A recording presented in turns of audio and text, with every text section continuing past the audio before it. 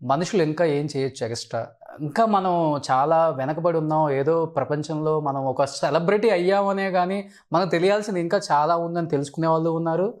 అంతకు మించి గూడా బయటకొస్తున్నారు ఇప్పుడెక్కువ.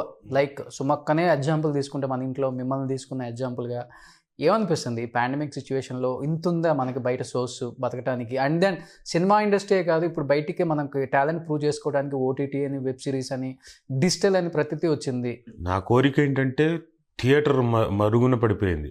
థియేటర్ గనక మీరు మీలాంటి వాళ్ళు గనక కాన్సంట్రేట్ చేసి థియేటర్‌ని గనక డెవలప్ చేస్తే కమర్షియల్ థియేటర్ ఇన్ తెలుగు గనక వస్తే అదొక పెద్ద మాధ్యమం అవుతుంది.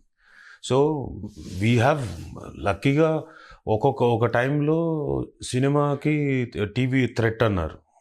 బట్ ఏం థ్రెట్ ఏం లేదు. టీవీయే, సినిమా సినిమాయే. సీరియల్స్ ఎక్కువ చూడటం వల్ల థియేటర్స్‌కి వెళ్ళట్లేదు లేడీస్ అని ఒక అందరూ అంతా ఎళ్ళరు.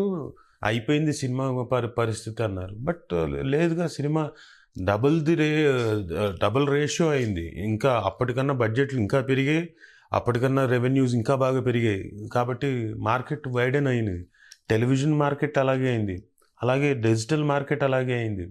ఓటీటీ వచ్చింది ఇప్పుడు. ఓటీటీ చాలామంది విపరీతంగా చూస్తున్నారు. Okay. So everything has its own market and viability.